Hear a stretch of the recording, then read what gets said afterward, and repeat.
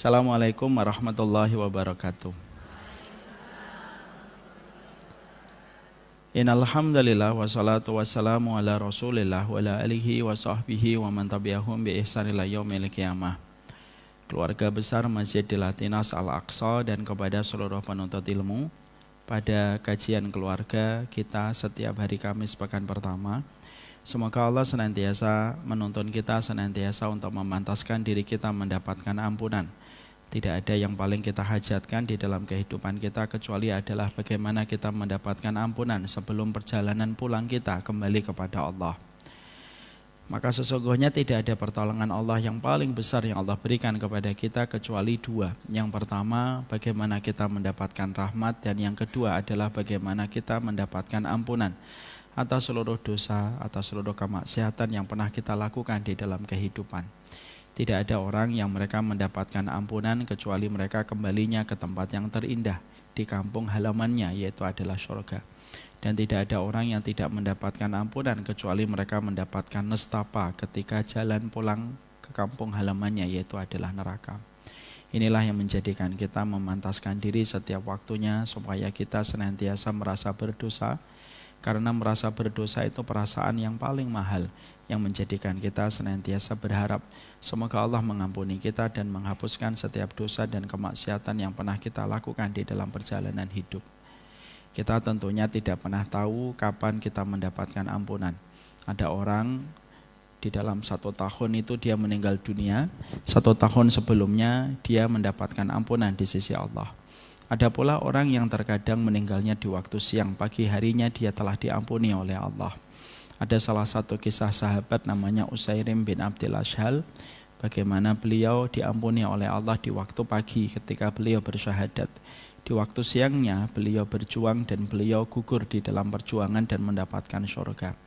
Kita tidak pernah tahu kapan kita diampuni oleh Allah. Inilah yang menjadikan kita memantaskan diri. Semoga kita diampuni karena kita menjadi seorang suami yang terkadang kurang qawam. Kita semoga diampuni ketika kita menjadi seorang istri, menjadi seorang ibu, menjadi seorang penuntut ilmu, menjadi tetangga yang terkadang belum bersikap sebagaimana sikap yang diridhai oleh Allah Subhanahu wa taala. Karena kalau kita sudah mendapatkan ampunan, tidak ada lagi yang menghalangi kita dari rahmat. Dan kalau kita sudah mendapatkan rahmat, maka tidak ada tempat kembali kita kecuali adalah surga. Inilah yang menjadikan kita akhirnya paham kenapa orang beriman itu terkadang ketika melakukan dosa langsung diuji, supaya dia langsung mengevaluasi dirinya dan akhirnya dia meminta ampunan kepada Allah. Mintalah ampunan kepada Allah setiap saatnya, dan kita memantaskan diri kita. Semoga apa yang kita lakukan betul-betul mendapatkan ampunan sebelum nanti kita berkalang tanah di dalam kubur. Semoga Allah mengampuni dosa-dosa kita. Amin insyaallah. Alhamdulillah, tentunya senantiasa kita bersyukur kepada Allah atas setiap nikmat yang Allah berikan kepada kita. Semoga kita senantiasa mampu menjadi hamba yang bersyukur. Syukurnya tanpa syarat, sabarnya tanpa batas, dan ridhonya sabarnya tanpa tepi, dan ridhonya itu tanpa batas. Kita bersyukur karena sesungguhnya yang terkadang kurang di dalam kehidupan kita bukan nikmatnya, tetapi syukurnya yang kurang ditambah. Terkadang bukan rumahnya yang kurang luas, tetapi syukurnya yang kurang ditebalkan dan kurang diluaskan. Inilah yang menjadikan kita berlatih setiap waktunya. Semoga kita bersyukur kepada Allah setiap saatnya. Kadang-kadang cobaan hidup membuat kita lebih mudah bersabar. Tapi terkadang ketika kita menghadapi guncangan dan turbulens dalam kehidupan kita, lebih mudah menjadikan kita bersujud kepada Allah. Tapi ketika kita mendapatkan kemudahan, terkadang begitu sulit bagi kita untuk bersyukur kepadanya. Inilah yang menjadikan kita memaksakan diri kita bersyukur atas rezeki yang telah kita dapatkan. Kita bersyukur atas sepiring nasi yang telah kita konsumsi. Kita bersyukur atas sahur yang telah kita lewati. Kita bersyukur atas motor, atas rumah, atas mobil yang telah kita miliki. Karena sesungguhnya tidak akan pernah semua perkara itu dari karunia itu memberikan kepada kita kebahagiaan sampai betul-betul kita menjadi hamba yang bersyukur kepadanya dalam setiap urusan. Orang yang beriman yaitu adalah mereka yang tidak pernah kehabisan alasan untuk bersyukur kepada Allah dalam setiap kondisi. Tidak perlu menetapkan harta kita harus berlimpah baru kita bersyukur. Tidak perlu menetapkan suami kita harus sempurna, barulah kita bersyukur. Tidak perlu menetapkan bahwasanya anak kita harus utuh sempurna, baru kita bersyukur. Karena orang beriman tidak pernah menetapkan standar dan syarat di dalam mereka bersyukur kepada Allah. Semoga Allah memberikan kesyukuran di dalam setiap perjalanan kehidupan kita. Amin insyaallah. Ibu-ibu dan seluruh penuntut ilmu yang hadir pada kesempatan hari ini. Kita tentunya memahami bahwasanya kita membahas tentang ta'aruf dengan ilmu.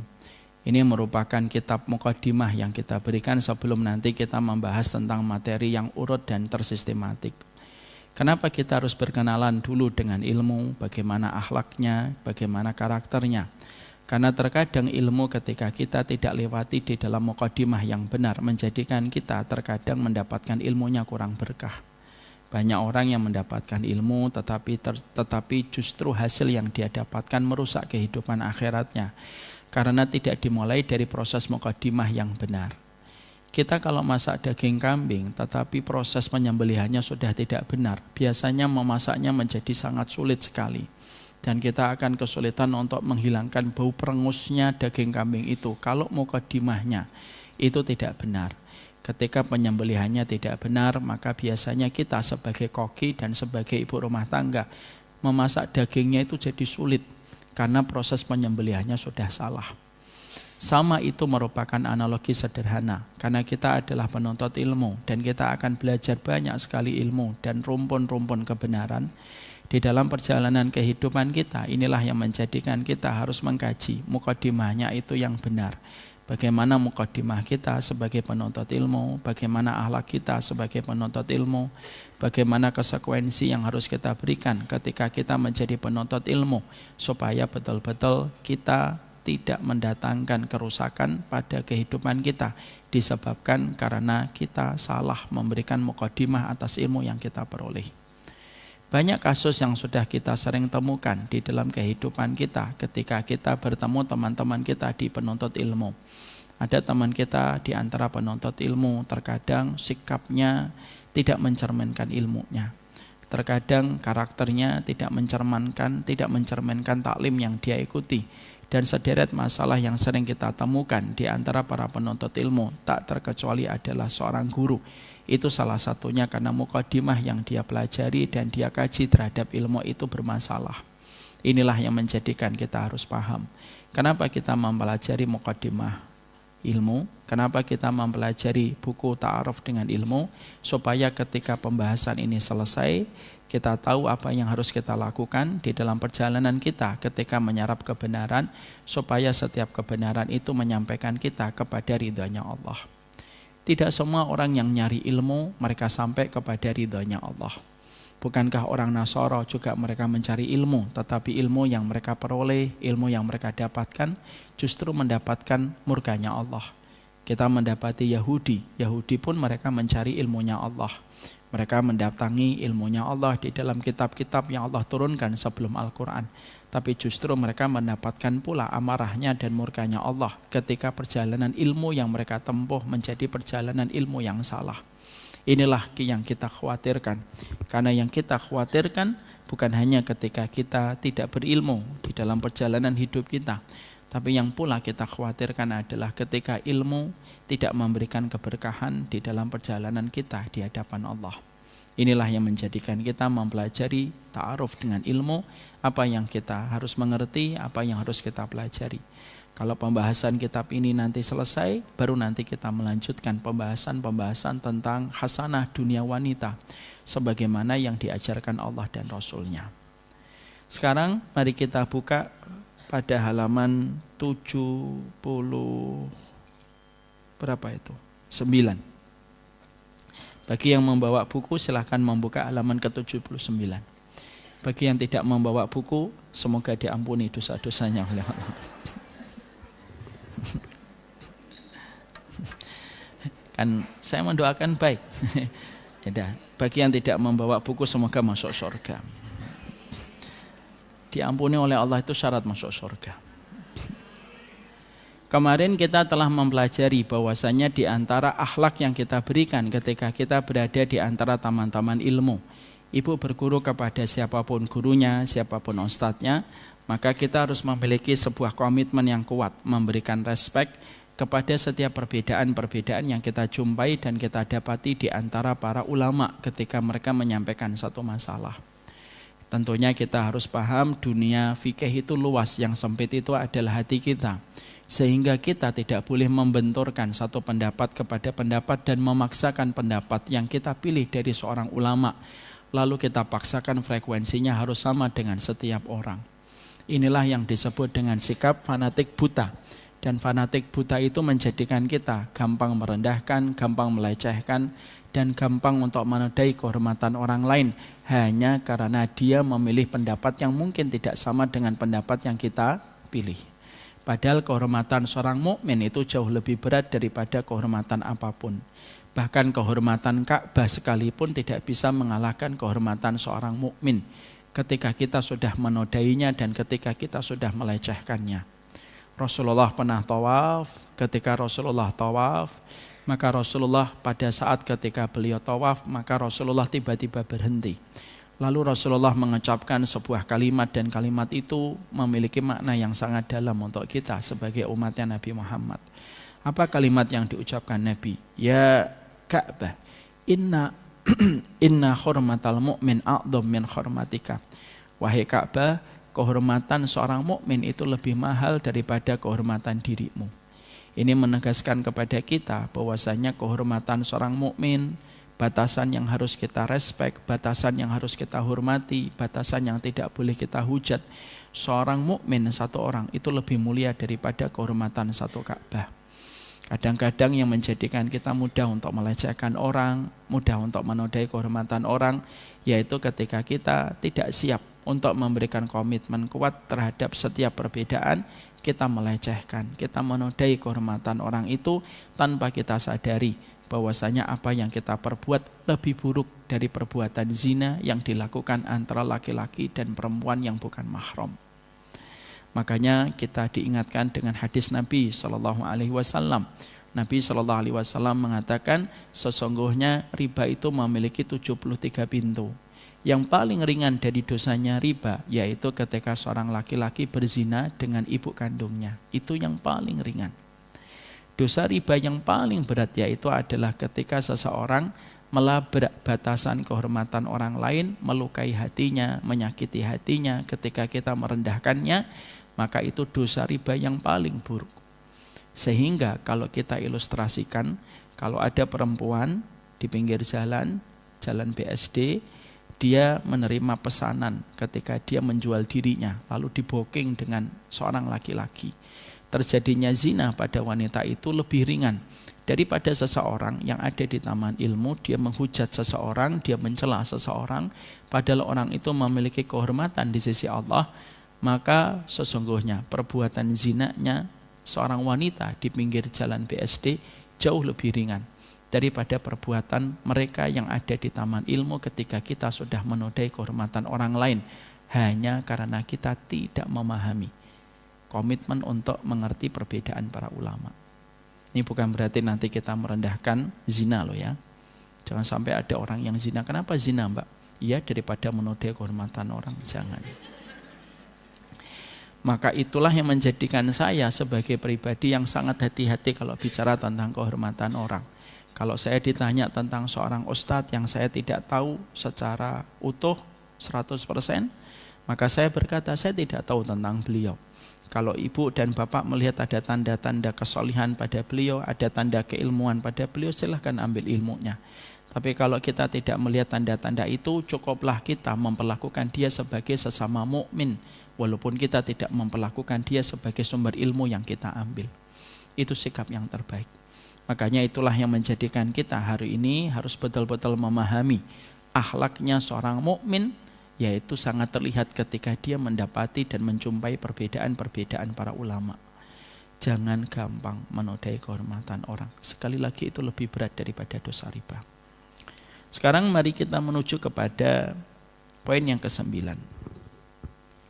Poin yang ke-9 itu adalah mengevaluasi diri lebih banyak daripada orang awam. Sikap seorang penuntut ilmu yang ke-9 itu adalah setiap ilmu yang dia dapatkan menjadikan dia mudah untuk mengevaluasi dirinya. Lalu merasa bahwasanya dirinya memiliki banyak kekurangan ketika dia bercermin pada kaca ilmu yang dia dapatkan dan dia peroleh. Ilmu itu menjadikan diri kita akhirnya mengetahui banyak kekurangan yang ada pada diri kita. Karena ketika seorang istri tidak belajar, maka dia merasa dirinya paling sempurna untuk suaminya.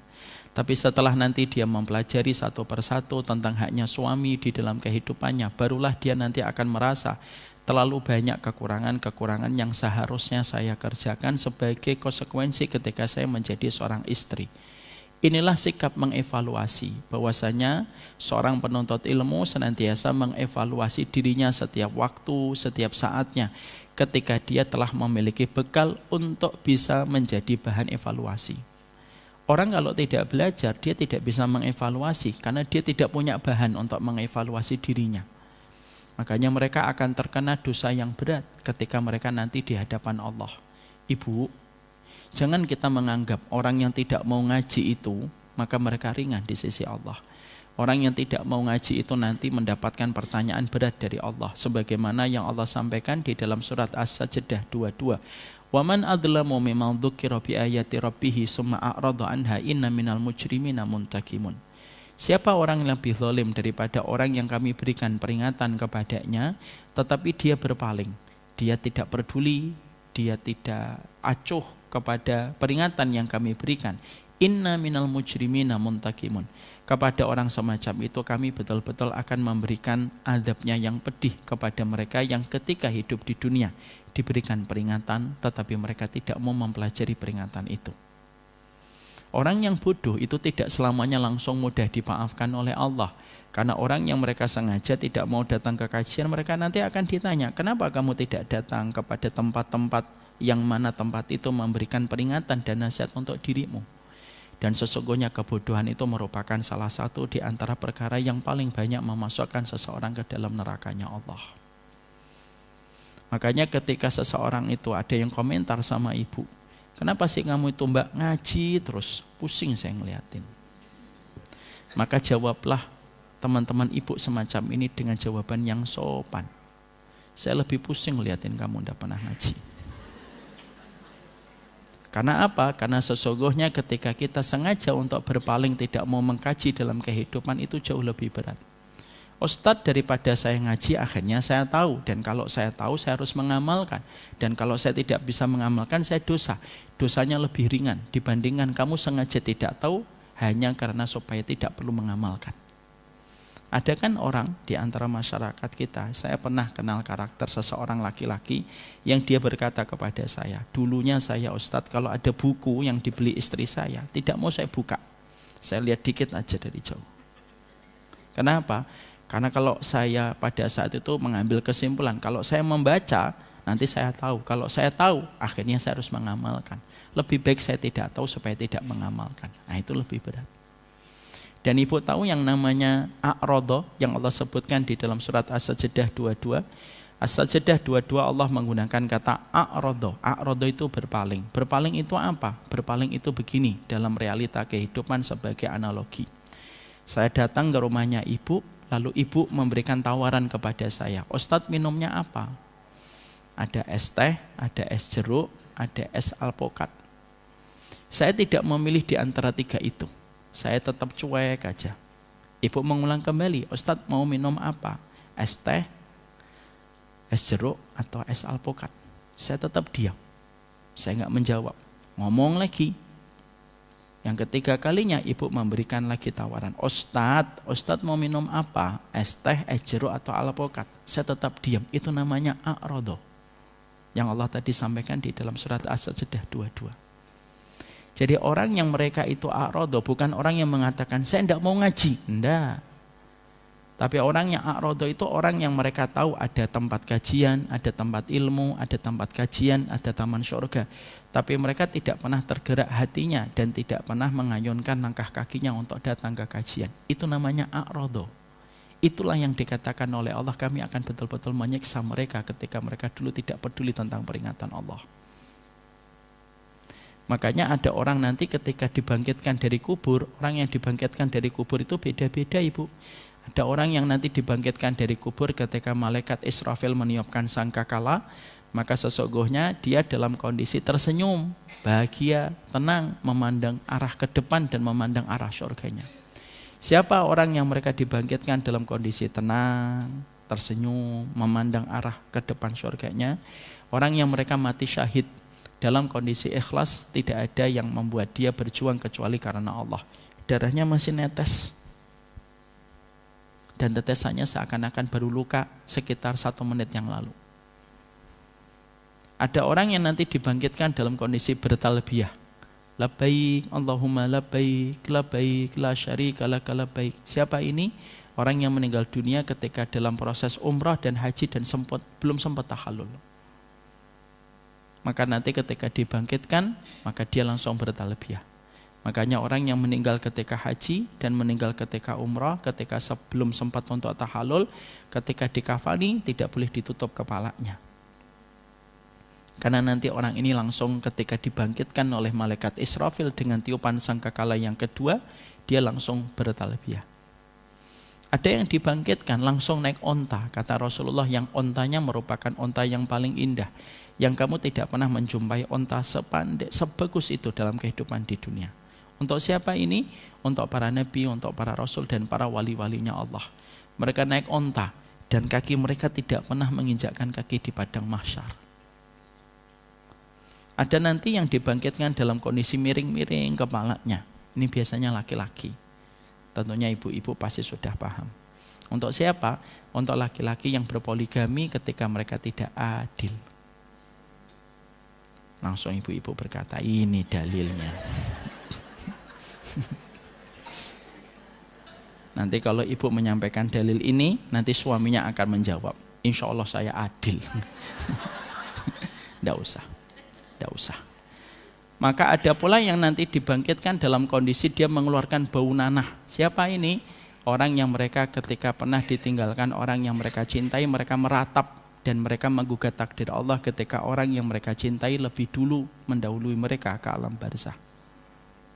Lah, salah satunya ada orang yang nanti ketika dibangkitkan itu dalam kondisi buta. Dia buta. Wa man a'rada an dzikri fa inna lahu ma'isyatan dhanka wa nahsyuruhu yaumal qiyamati a'ma, dalam surat Thaha.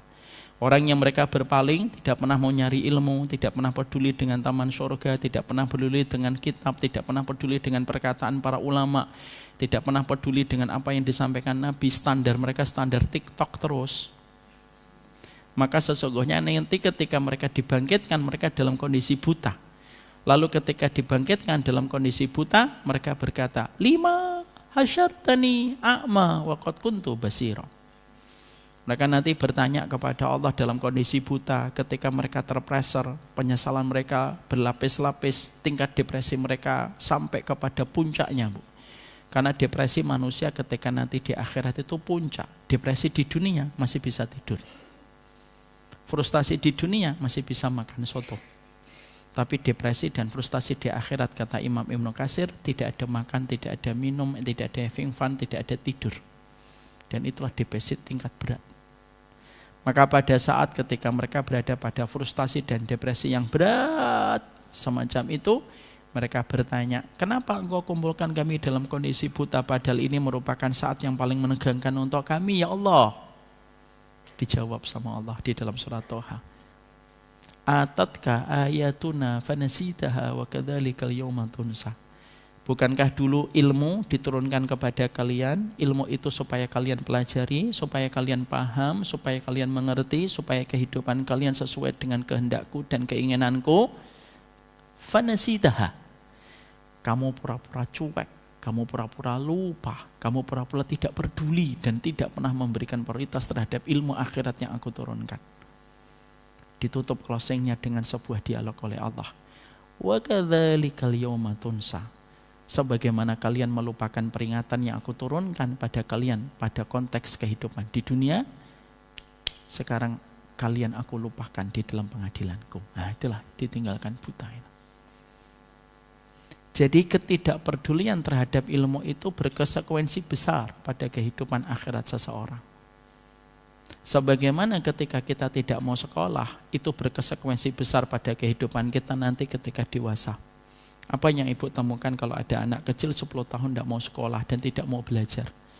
Dia umur 15 tahun belum bisa membaca, umur 30, umur 20, umur 17 tahun belum bisa berhitung. Pasti kita akan berpikir gimana orang ini hidup dan akan mencari rezeki. Sama pula itulah yang disampaikan oleh Nabi. Gimana kamu bisa selamat dalam kehidupan di akhirat kalau ilmu saja tidak pernah menggiring kamu untuk duduk dan menikmati setiap sajian hidangan dari Allah ketika ilmu itu disajikan oleh Allah pada kehidupan di dunia. Ilmu itu hidangan Allah, Bu.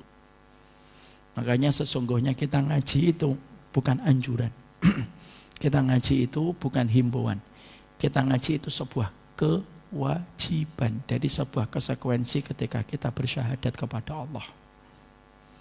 Makanya kalau orang sudah ngaji, maka sesungguhnya konsekuensinya apa? Harus banyak mengevaluasi diri. Karena kita akhirnya tahu segala macam perkara yang harusnya kita lakukan dan belum kita kerjakan ketika kita sudah mendapatkan bahan-bahan kita untuk mengevaluasi diri. Orang kalau pengen mengevaluasi itu kan harus paham ilmunya. Kalau kita tidak punya bahan, kita tidak akan bisa mengevaluasi. Ibu tidak akan mengevaluasi kesehatan ibu kalau ibu tidak tahu standar kesehatan di atas 40 tahun itu kayak apa. Tapi kalau ibu mengetahui standar kesehatan di atas 40 tahun itu harusnya gulanya segini, harusnya tekanan darahnya segini, harusnya asam uratnya segini, akhirnya kita bisa mengevaluasi. Oh, tekanan darah saya terkoreksi. Oh, gula saya terkoreksi. Tapi kalau kita tidak mengetahui tentang standar kesehatan, berapa batas gula darah kita, berapa batas tekanan darah kita, berapa batas asam urat kita, ya kita tidak akan mengevaluasi. Makanya kalau orang sudah dapat ilmu, maka terkadang dia gelisah. Kenapa? Karena banyak sekali yang harus dia lakukan dan banyak sekali persiapan yang harus dia kerjakan. Tapi kegelisahan itu dinilai oleh Allah dengan pahala yang besar. Ustadz, kenapa ya habis ngaji malah gelisah? Justru gelisah itu tanda kebaikan. Orang yang gelisah menyisingkan baju. Orang yang gelisah bangun lebih pagi. Orang yang gelisah menutup auratnya. Orang yang gelisah berhati-hati di dalam bertutur kata. Memang ilmu itu untuk menggelisahkan kita.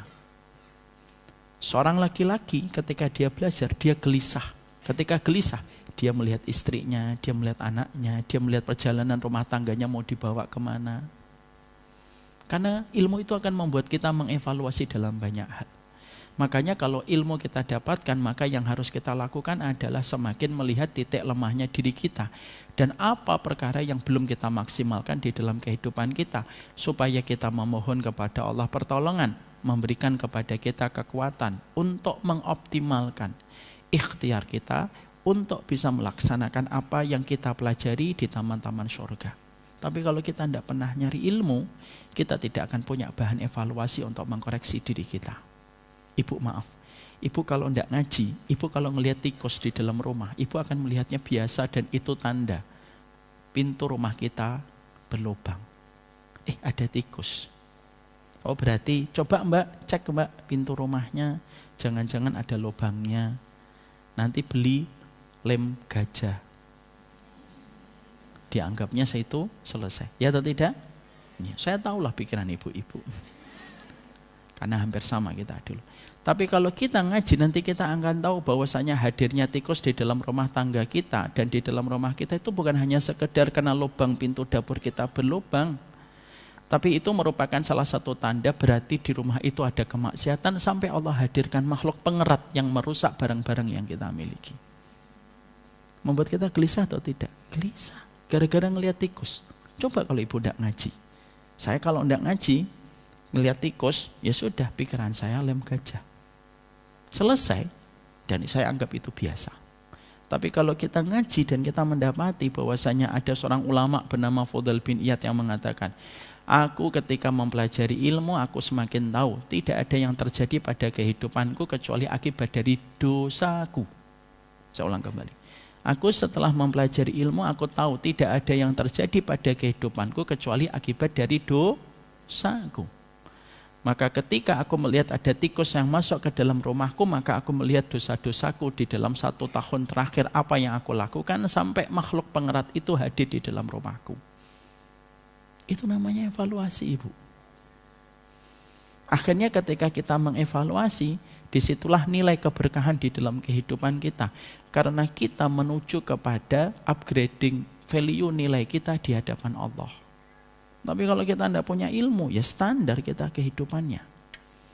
Kapan ibu mulai gelisah ketika ibu mendengarkan tentang tayangan gibah? Kalau sudah punya ilmu. Oh, gibah itu dosanya besar, tidak bisa dimaafkan. Kecuali orang yang kita gibahin, yang secara langsung memberikan ridho kepada kita. Akhirnya membuat kita kalau mau gibah itu mikirnya 1000 kali. Dan maaf ya Bu, gibah itu tidak bisa disclaimer dengan bisikan di awal. Mbak, sebenarnya saya tuh nggak mau gibah, tapi gimana ya? Ini nih. Walaupun disclaimer itu tetap itu gibah. Dan biasanya ibu-ibu itu kalau semakin suaranya rendah, itu semakin berkualitas gibahnya. Mbak, tahu Mbak? Nah itu. Kalau Mbak tahu Mbak, itu biasanya gibah biasa. Tapi kalau sudah merendah, hampir tidak ada suara. Nah itu gibahnya. Itu gibahnya berarti orang paling dekat dan itu mengagetkan. Ya kan? Dan biasanya kalau sudah kayak gitu tidak bisa dikatakan nanti ya, tidak bisa. Langsung itu bawa selimut, bawa bantal untuk siap mendengarkan gibahnya. Kalau kita sudah memahami tentang ilmu, maka membuat kita gelisah atau tidak gelisah? Gelisah.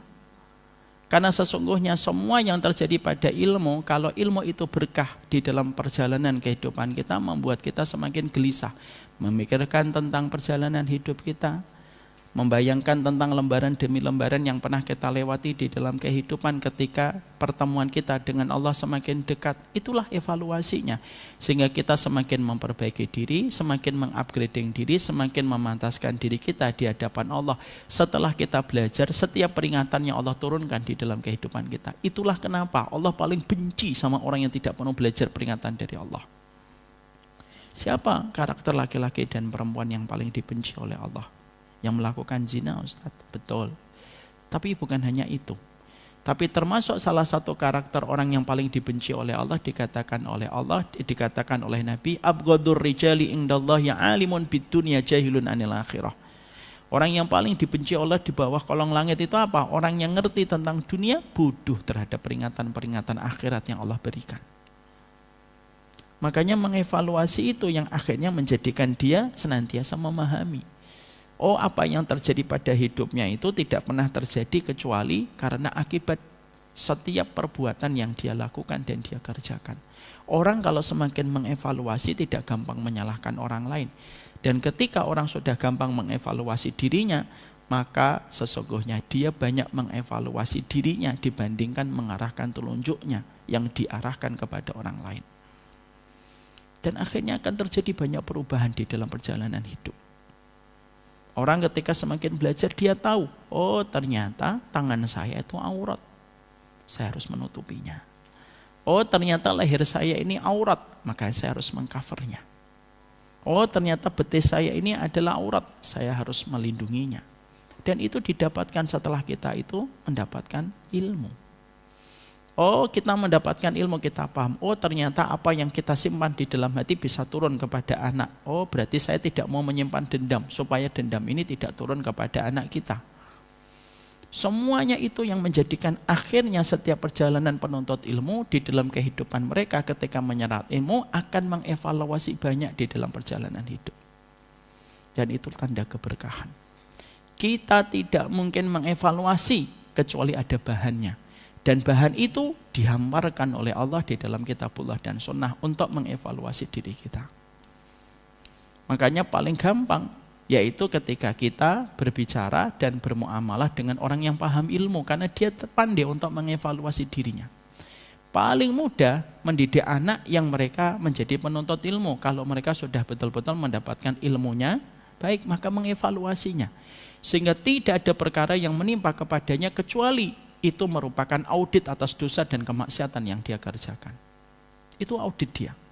Makanya Imam Syafi'i, Masya Allah ya, Imam Syafi'i itu pandai mengaudit kesalahan dia sendiri. Ketika beliau pernah melihat betisnya seorang wanita yang tersingkap secara tidak sengaja, qadarullah, hafalan-hafalan beliau hilang. Maka beliau lapor kepada Imam Waqi dan mengatakan kepada Imam Waqi. Imam Waqi itu gurunya Imam Syafi'i. Imam Syafi'i itu memiliki guru lebih dari 100. Salah satunya Imam Waqi. Syakautu an Waqi'in an su'i hifdhi. Saya berkata kepada Waqi bahwasanya tentang buruknya hafalan saya. Masya Allah. Imam Syafi'i menceritakan buruknya hafalan. Maka pada saat ketika beliau menyampaikan tentang buruknya hafalan, maka gurunya mengatakan fa'arsyadani ila tarkil ma'asi fa inna ilmallahi nurun wa nurullahi la yahdi lil 'asi. Maka gurunya Imam Waqi itu mengatakan kepada Imam Syafi'i tinggalkan maksiat karena sesungguhnya ilmunya Allah itu cahaya dan cahaya Allah tidak pernah memberikan penerangan kepada hati yang terlalu banyak melakukan kemaksiatan. Ini kan evaluasi. Jadi Imam Syafi'i ngelihat betisnya seorang wanita tanpa sengaja, hafalannya hilang dan langsung dikaitkan dengan evaluasi dirinya ketika melakukan maksiat.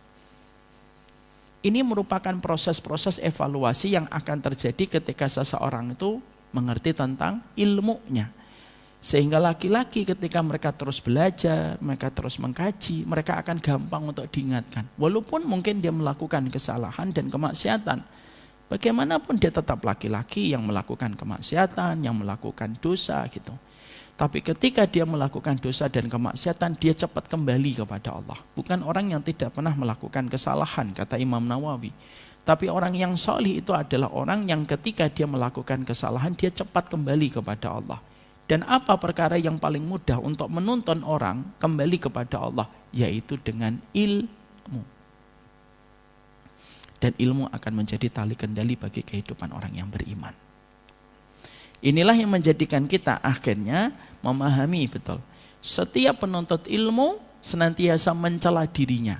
Setiap waktu, setiap saat dia mencela dirinya terhadap seluruh kewajiban-kewajiban yang belum terlaksanakan secara sempurna di dalam perjalanan hidup. Sehingga sibuknya dia untuk mengaudit, menghisap dirinya sendiri setiap waktu dan setiap saat.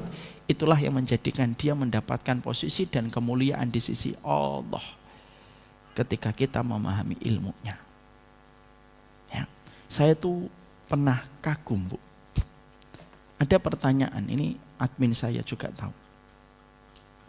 Ini tidak mungkin kecuali lahir dari ilmu dan rasa takut kepada Allah. Ada salah satu ketika kami menyelenggarakan Samila Series, ada salah satu pertanyaan yang mendarat di tim konsultasi kita. Pertanyaannya apa, Bu? Saya itu, Ustadz, pernah foto. Ketika saya foto, saya mendapati petugasnya seorang laki-laki yang harus memfoto saya. Dan saya sangat malu sekali. Qadarullah ketika saya akan tanda tangan atau menyelesaikan administrasi, maka tangan saya tersentuh secara tidak sengaja oleh petugas administrasi KTP.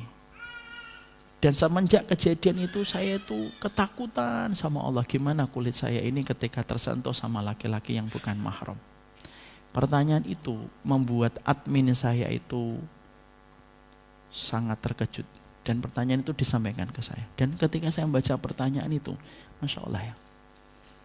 Ada orang-orang yang jauh lebih baik daripada kita. Yang dijadikan hanya tersentuh kulitnya dikit aja sudah merasa tidak bisa tidur dia.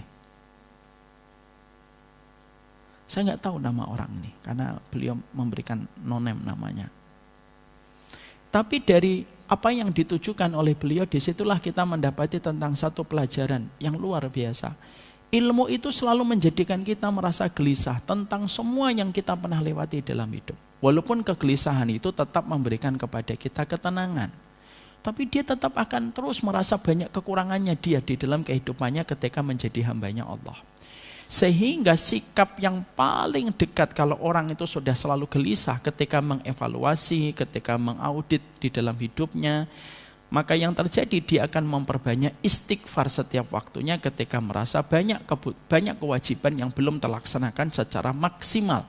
ketika dia telah bersentuhan dengan ilmu yang berkah. Ilmu itu yang kita cari berkahnya. Kehidupan kapitalisme memang ada manajemen pendidikan, tapi dalam pendidikan sistem kapitalisme yang dibentuk oleh sistem pendidikan kapitalisme itu apa? Bukan keberkahan, Bu. Tapi sistem pendidikan atau sistem kapitalisme ketika mengeluarkan lini pendidikan, maka yang dikejar oleh pendidikan sistem kapitalisme itu adalah nilai. Itu sistem pendidikan kapitalisme. Sistem pendidikan di dalam Islam itu bukan kepada nilai, tetapi kepada keberkahan. Makanya Allah lewat lisan Rasulullah sering sekali kan memberitahukan berapa banyak mujahid masuk neraka, berapa banyak guru masuk neraka, berapa banyak orang alim masuk neraka, berapa banyak qori masuk neraka, berapa banyak orang yang sedekah masuk neraka ketika mereka tidak pandai menjaga niat. Karena apa? Karena sistem pendidikan dalam Islam itu tidak mencari banyaknya informasi dengan tujuan memperbanyak angka di lembar ijazah. Tapi puncak kehidupan pendidikan yang dibangun oleh Nabi itu membangun sebuah keberkahan ketika kita senantiasa memiliki sikap untuk takut dan ketika kita mengaudit. Orang kalau sudah belajar, dia akan terus menangis. Tadi barusan saya ngisi di Pamulang, di Munawarah, bicara tentang riba. Pada waktu mau pulang, ada seorang ibu-ibu sepuh 60 tahunan lebih. Lalu beliau mengharapkan, Ustadz saya mau konsultasi 5 menit. Maaf Bu, saya harus ngajar di Delatinos. Sebentar aja Ustadz. Ya sudah, ayo ada apa Bu? Gitu. Saya selama ini kerja di riba. Gitu. Pecah tangisnya. Saya tidak mau mati membawa dosa riba ini nanti di hadapan Allah Ustadz. Kira-kira kalau dia tidak belajar, akan menangis? Tidak. Qadarullah tadi kita membahas tentang riba hampir 2 jam. Dan sepanjang taklim dia tadi mengatakan, saya tidak melihat beliau, tapi tadi mengatakan sepanjang tadi Ustadz taklim itu, ya Allah Ustadz, gimana nanti kalau saya mati Ustadz diperangi sama Allah di dalam kubur saya, siapa yang membela saya? Saya bilang, ibu sholat tobat. Saya merasa sholat tobat tidak cukup, istighfar setiap waktunya. Tapi di situ kita mendapatkan sekali lagi apa yang dikatakan oleh para penulis dan para ulama. Ilmu itu kalau berkah, bersentuhan dengan nilai keberkahan, membuka hati kita supaya kita lebih khawatir terhadap segala sesuatu. Bukankah ibu kalau pengen hidup sehat, ibu selalu khawatir terhadap makanan?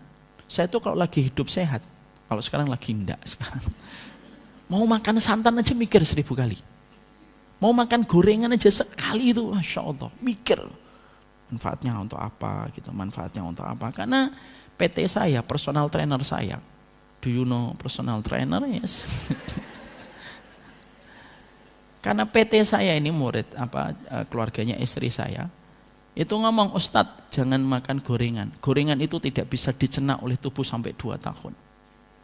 Kalau kita lagi pengen sehat, makan gorengan itu kira-kira merasa bersalah atau tidak? Merasa bersalah pasti. Buktikan aja hidup sehat. Pasti ibu akan merasa bersalah, makan santan, ya Allah makan santan gitu. Soto mamat. Kan begitu. Kenapa? Karena kita lagi ingin hidup sehat. Dan ketika kita bisa mengalahkan keinginan kita untuk makan itu semuanya dan kita makan sehat, itu kayaknya itu achievement yang dirasakan oleh tubuh itu, ngerasanya kalau malam itu tidurnya nyenyak gitu. Gorengan saya lewati, santan tidak lagi bermanfaat bagi saya. Apa itu jeroan otak itu? Apa itu? Itu kita tuh ngerasa kayak tenang gitu. Walaupun ketika tadi kita melewatinya gelisah, itulah analogi sederhana. Semakin orang hidup sehat, semakin selektif ketika memilih makanan dan dia pasti merasa berdosa walaupun cuma makan 1 bakwan. Itu yang dikatakan oleh para ulama di sini.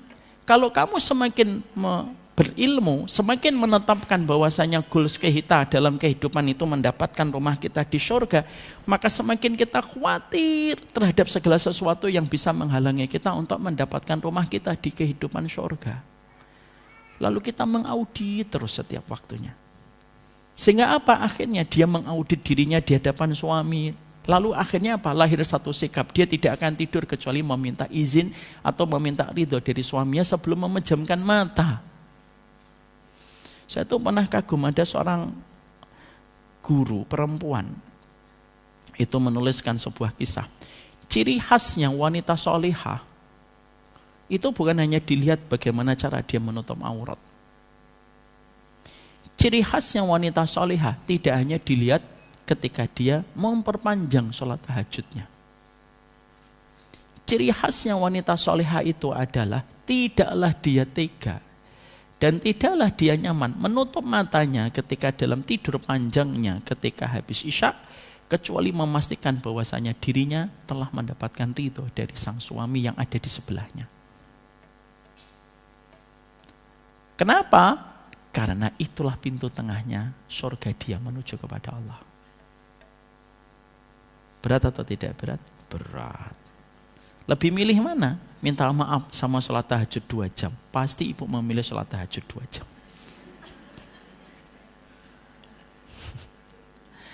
Maka itulah yang menjadikan akhirnya pada kehidupan perjalanan manusia itu dikatakan bahwasanya manusia itu yang paling tahu tentang dirinya sendiri. Dan dialah yang paling mengerti bagaimana cara mengevaluasi apa yang dia lakukan di dalam perjalanan hidupnya. Makanya kita menjumpai di dalam surat Al-Qiyamah ayat yang ke-14 dan 15, balil insanu ala nafsihi basirah walau alqa ma'adhirah. Manusia itu yang paling tahu tentang kadar dirinya, walaupun dia banyak mengemukakan alasan. Kita ini kan banyak mengemukakan alibi kita. Oh, saya melakukan ini kan karena begini. Kita pingin terus merasa pingin dibenarkan. Tapi kata Allah, ya kamu tahu, yang paling tahu tentang diri kamu sendiri ya kamu. Makanya dengan semakin kita memiliki ilmu, semakin kita punya bahan terus untuk mengevaluasi. Mengevaluasi kita sama suami, mengevaluasi kita sama anak. Coba kalau ibu tidak punya ilmu, ibu tidak akan mengevaluasi antara ibu dengan anak. Selama ibu mendapati anaknya bentak ibu, ibu selalu akan menyudutkan anak itu dan mendiskreditkan anak itu, sembari ibu akan menetapkan status anak durhaka. Karena ibu tidak punya ilmu. Tapi tiba-tiba ibu belajar parenting dari para ulama, contohnya bahwasanya apa yang terjadi pada anak kita bisa jadi merupakan akumulasi kesalahan kita dulu sebelum kita punya anak. Apa yang terjadi? Kita nanti melihat anak kita, bentak kita. Oh, ternyata kita pernah bentak mamah kita dulu. Dan sering kita membentak mamah kita ketika kita masih muda. Dan Allah kirimkan anak yang usianya pada saat usia kita dulu sering membentak mamah kita. Itu namanya ya Bu. Ibu kan kadang-kadang dapetin dosanya suami. Jangan dihujat berlebihan. Ibu boleh menegaskan. Tapi jangan dihujat dosanya suami berlebihan. Kenapa? Anak khawatir ibu akan diuji dengan dosa yang sama. Dan belum tentu ibu berhasil melewatinya. Apa yang terjadi sama Muhammad bin Sirin? Itu namanya evaluasi. Kenapa Muhammad bin Sirin itu bisa membuka lingkaran memorinya sampai 40 tahun masa yang silam akhirnya terbuka lingkaran itu, file itu, storage-nya itu bisa terbuka. Ya karena ilmu itu akan menjadikan kita mengevaluasi. Sehingga akhirnya kehidupan kita sebagaimana yang tadi kita sama-sama pelajari. Kita akan lebih sering kita lakukan daripada kita cerewet menuntut hak kita dalam kehidupan. Dan itu yang menjadikan kehidupan kita berimbang. Lalu mendapatkan ketenangan di dalam perjalanan hidup. Semakin kita ngaji, semakin akan mudah mengevaluasi diri. Semakin kita ngaji, bukan semakin kita merasa sempurna. Justru semakin kita ngaji, semakin kita merasa tahu bekal kita masih sangat panjang. Dan ternyata perjalanan kita semakin berat di dalam kehidupan kita. Ya. Ibu tahu nggak hadis apa yang paling berat bagi kami, para ustadz? Hadis yang paling berat bagi kami, para ustadz. Khususnya saya dan beberapa teman-teman ustadz yang saya kenal. Saya tidak ngerti yang lainnya lah, beberapa ustadz lah. Hadis tentang masalah niat. Hadis ini pernah membuat Abu Hurairah ketika menyampaikan pingsan 3 kali.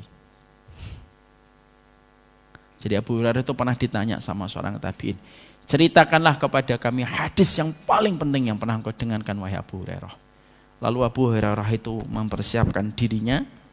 Sebelum dia menyampaikan, pingsan. Bangun, siuman, akan membacakan lagi hadis itu, pingsan lagi yang kedua. Siuman kembali, ketika akan menyampaikan, pingsan kembali. Apa hadisnya? Hadisnya itu hadis yang berlaku untuk para guru, para ustadz, para syekh, para ulama. Apa itu hadisnya? Inna awalan nasi yuqda yawmal qiyamati salasatun. Rajulun qatala fi sabilillahi faqatala hatta kutila fa'arafahu ni'amahu fa'arafah. Fayaqulu ma amiltah? Qala qataltu fika. Qala kadzabta walakinna qatalta liyuqala annaka syari'un faqad qila wa umira ala wajhi hatta ulqiya finnar.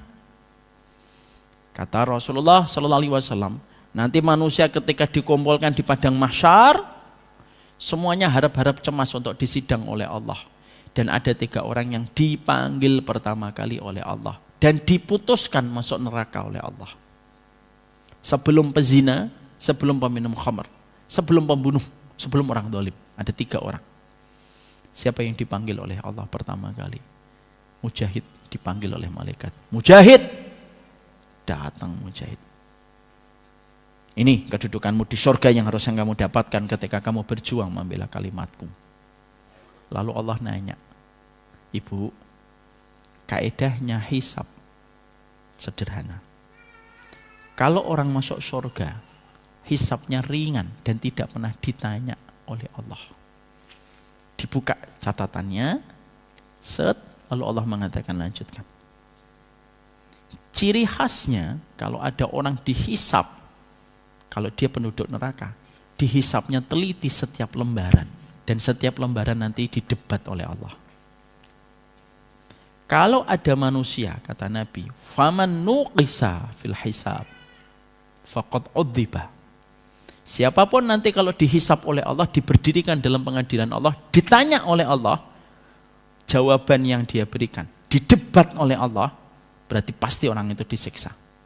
Kayak ibu ngelewatin imigrasi, lalu petugas imigrasinya melihat ada notifikasi, ada notisnya. Lalu ibu ditanya, lalu petugas imigrasinya ngomong, bohong kamu, berarti fix itu, dapat visanya susah. Saya kembalikan ke tadi. Maka orang ini pertama, mujahid, datang, ditanya, ini harusnya dapat surgamu ini. Lalu ditanya sama Allah, apa yang telah kamu lakukan dulu ketika di dunia? Ya Allah, saya berperang sepanjang hidup. Saya di antara medan-medan peperangan. Tidak ada yang aku lakukan kecuali berjuang dan berjihad. Allah bertanya, untuk siapa? Untukmu ya Allah. Allah berfirman, kadzabta, kamu bohong, kamu dusta. Kamu itu berperang supaya kamu disebut pemberani. Dan kamu telah mendapatkan apa yang kamu inginkan. Dibenamkan wajahnya ke daratan mahsyar yang warnanya keputih-putihan, seakan adonan tepung, diseret, dicemplungkan ke neraka. Pertama kali yang mencicipi api neraka, orang yang berjuang dan berjihad, tapi kepleset di dalam masalah niat. Siapa orang kedua? Orang yang kedua dipanggil lagi. Ya, ainal muallim, ainal muta'allim. Mana itu orang yang belajar dan mana itu yang menjadi guru atau menjadi ustadz? Datang. Tanya sama Allah. Ma amilta? Apa yang dulu kamu lakukan? Ta'alamtul ilma wa alamtuhu wa qara'tul Qur'an fika. Ya Allah, saya dulunya itu belajar. Saya kemana-mana ngajar. Antara satu tempat ke tempat yang lainnya. Untuk siapa? Fika. Untukmu ya Allah. Lalu Allah mendebat kembali sebagaimana orang pertama didebat. Kadzabta, kamu bohong, kamu dusta. Kamu itu ngajar, kamu itu belajar supaya kamu disebut orang yang alim, orang yang solih, orang yang pinter. Dan kamu telah mendapatkan apa yang kamu mau. Dibenamkan wajahnya, Bu, diseret, dicemplungkan ke neraka. Nyusul si mujahid yang salah niat. Yang ketiga siapa? Orang yang sedekah pun sama.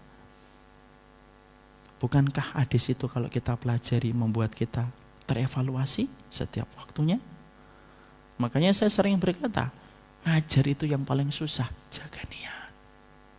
Makanya bantu kami mudah di dalam penjagaan niat. Tidak usah muji-muji guru, tidak usah muji-muji ustadz di depan orangnya langsung. Terevaluasi kita. Makanya kalau ada seorang ustadz kok tiba-tiba pengen libur, Gak usah ditanya. Ustadz kenapa sih libur? Lah, Ustadz kan juga butuh istirahat hatinya.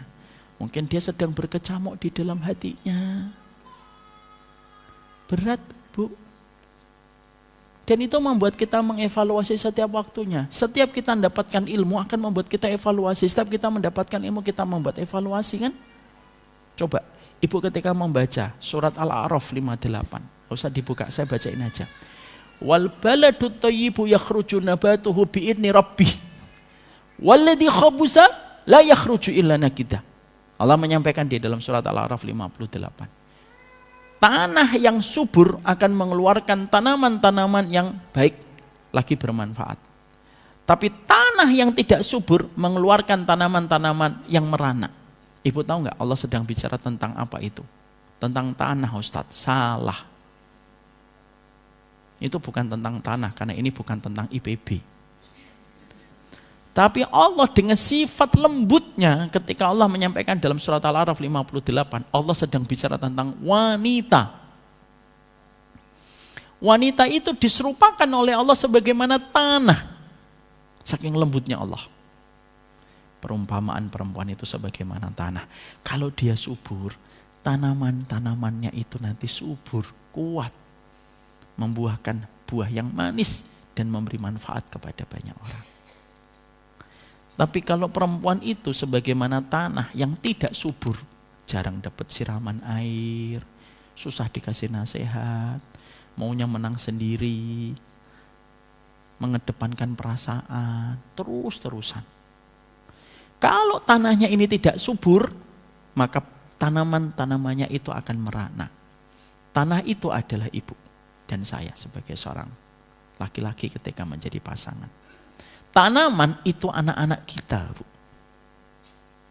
Makanya terkadang tanaman-tanaman itu tergantung sama tanahnya. Dari bapak yang tidak pernah datang ke masjid, mengharapkan anak datang ke masjid, ya enggak bisa. Kan kamu tanahnya. Anak kamu itu kan cuma tanaman yang diambil dan ditanam di atas tanah kamu. Dari seorang ibu yang suka melihat tayangan-tayangan yang tidak membawa kebaikan, akan lahir anak yang akan menikmati bacaan Quran ketika melihat YouTube, ya tidak bisa lah. Tanahnya tidak subur. Maka tumbuh tanamannya itu sesuai dengan karakter tanahnya.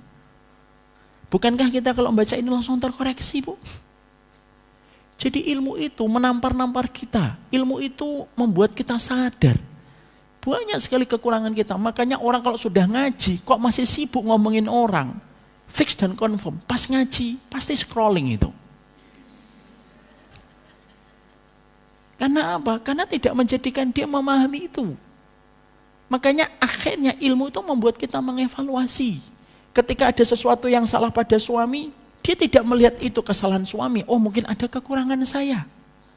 Kalau ada kesalahan pada istrinya, bukan hanya menyalahkan istrinya. Mungkin kesalahan itu ada pada diri saya. Sehingga akhirnya mengevaluasi dulu setiap waktunya. Kayak Nabi Muhammad. Rasulullah SAW itu role model terbaik bagaimana beliau mengevaluasi terus hidupnya. Makanya Nabi itu menjadi orang yang mudah dikoreksi sama Allah. Ibu bisa bayangkan, nah, ada salah satu ayat yang membuat saya yakin Nabi Muhammad itu orang terbaik. Ibu tahu apa ayat yang membuat saya yakin 100% Nabi itu orang terbaik? Surat Abasa wa Tawalla. Kenapa ayat itu, surat itu membuat saya yakin 100% semenjak saya di pondok mulai belajar ilmu. Saya yakin Nabi ini bukan manusia biasa. Kenapa? Nabi itu ditegur sama Allah. Ketika Nabi sedang berdakwah sama orang kaya, datang Abdullah bin Umi Maktum. Orang miskin yang tidak lagi memiliki jabatan dan tidak memiliki kekuatan dan posisi strategis. Lalu Nabi itu sedang berdakwah, sedang mendakwai pembesar-pembesar Quraisy. Maka Nabi itu melengos dan bermuka masam. Kalau bahasa kita.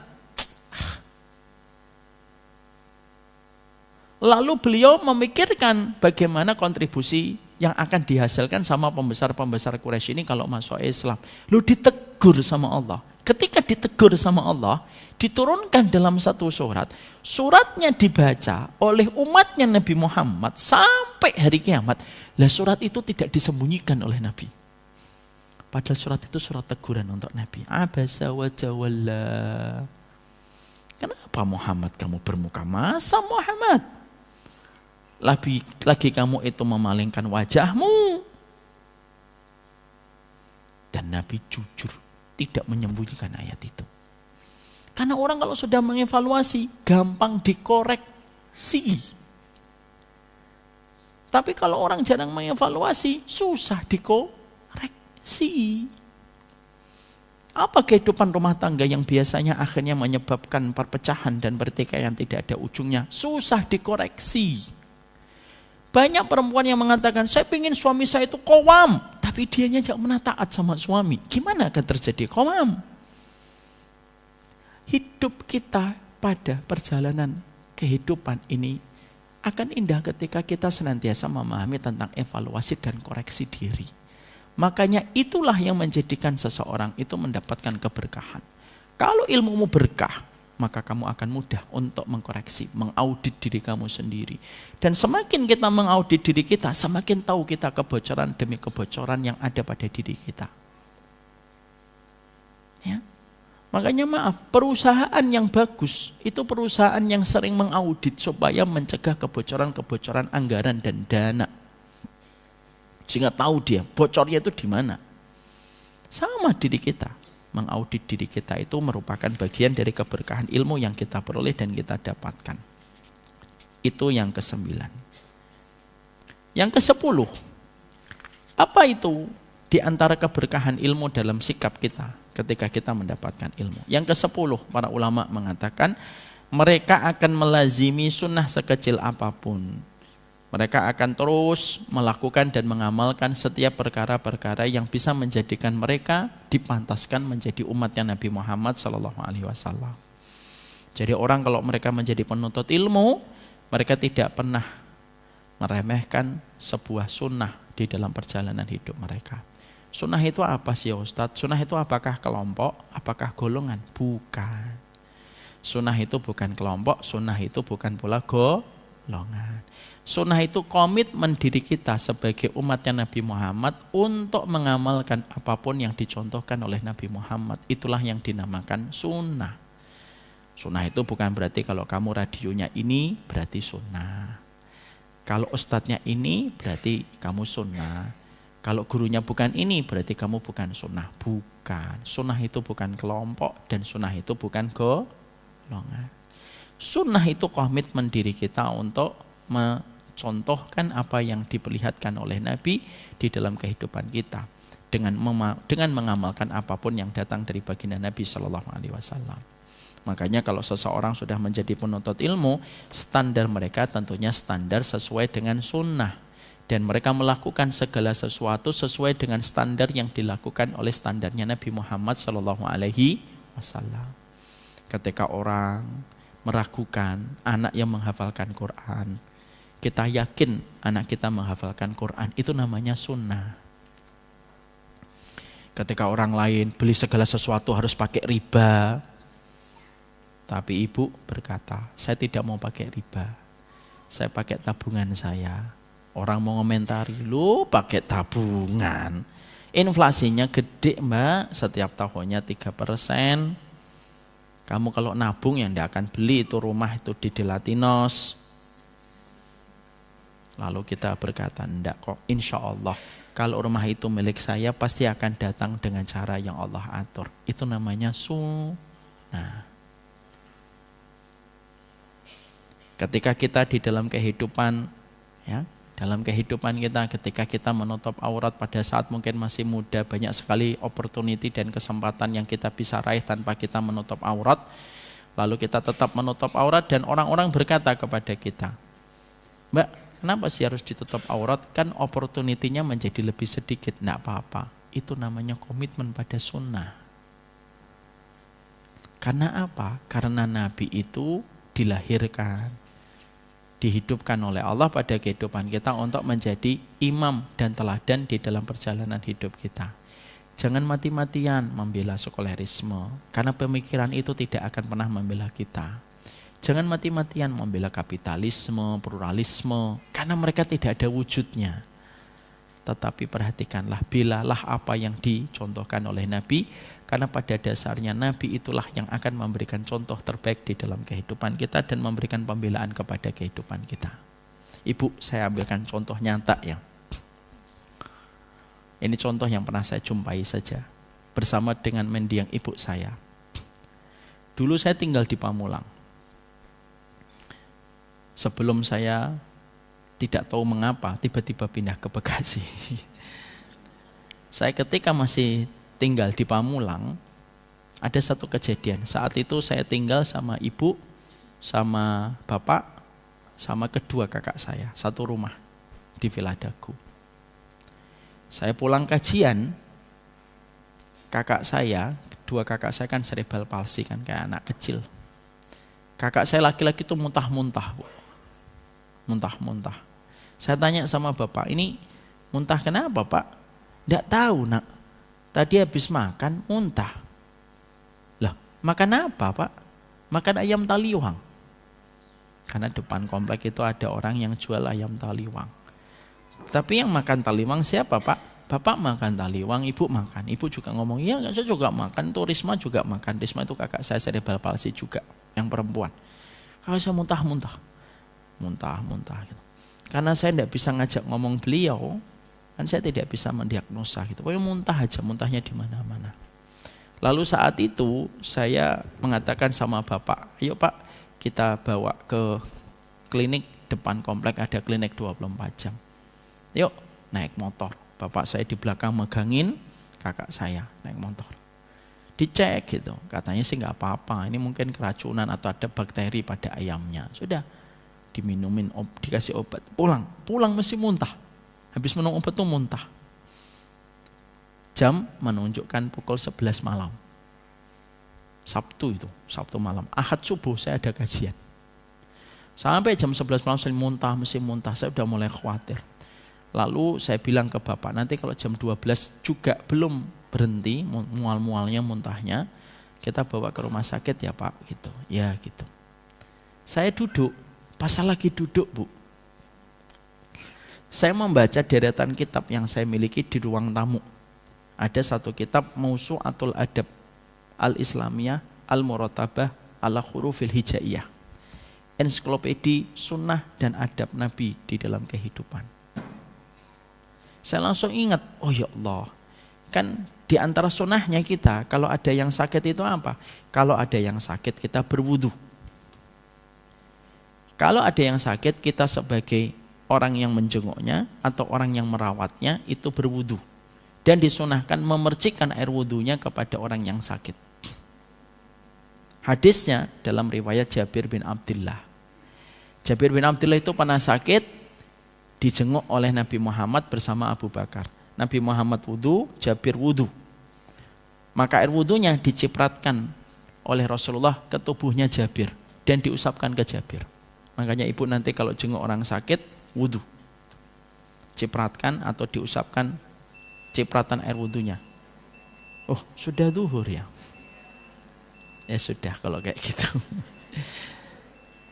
Sudah wudu, sudah zuhur. Gimana ini Om? Sudah selesai berarti ya? Iya, insyaallah.